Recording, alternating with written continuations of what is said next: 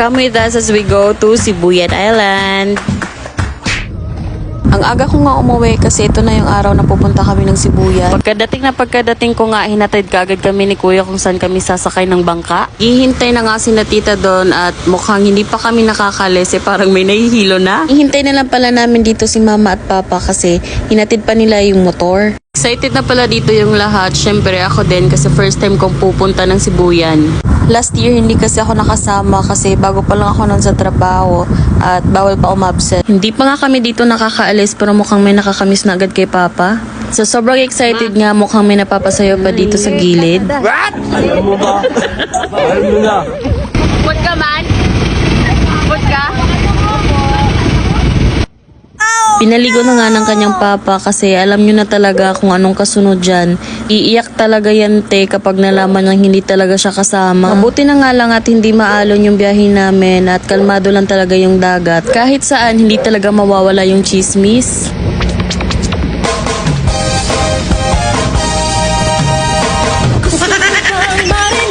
Isang oras na nga kami dito bumabiyahe at mukhang matagal-tagal pa talaga bago kami makarating.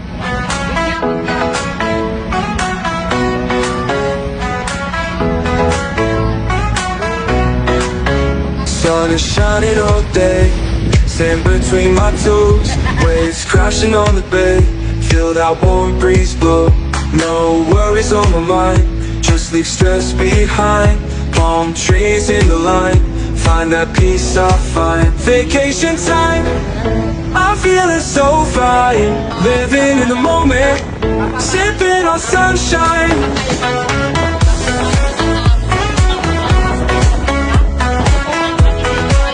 Sa bukid, no? Welcome po tayo mga turista sa Sibuyan Island. Ayun ano, ang beautiful ng Sibuyan Island. So ngayon, dapat kuha natin, i-duko nyo mga ulo nyo dahil tatagod tayo sa bundok na yan. No? Papakyatin natin yung pambot hanggang sa dulo ng bundok tapos magpapadarusos tayo. Gamit na yung pambot na to. Kahit walang dagat, pero diretso tayo, lilipad tayo. Excitement kayo. Ang mga gurang maglupat na. Alam na lang po kayo at lumangoy na. Sa mga nakakahintay naman po, pwede naman kayo maghintay at lumangoy pabalik. Sa mga paalala po, sa mga first time dito sa island ng Sibuyan, bago po kayo tumamak sa isla ng Sibuyan, bumalik po kayo sa Bato, Bato Bantiling. Agod, ang inyong mga agod doon matakas. Wow! Agad po, welcome po sa Sibuyan. Harap ng Sibuyan na.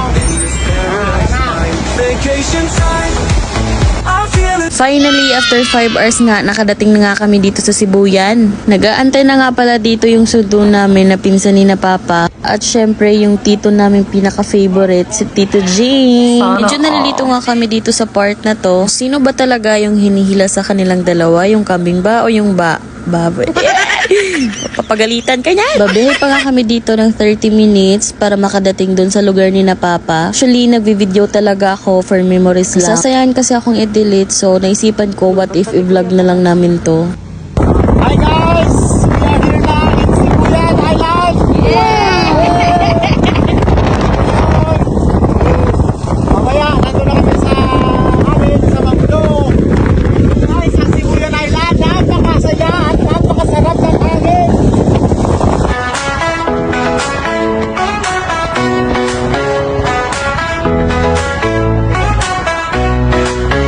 Sun is shining all day, sand between my toes, waves crashing on the bay, feel that warm breeze blow, no worries on my mind, just leave stress behind, palm trees in the line, find that peace I find, vacation time. Dito na nga kami kila tito. Kumain lang pala kami dyan. Siyempre, na-meet din namin yung mga pinsan at nag-bless din kami.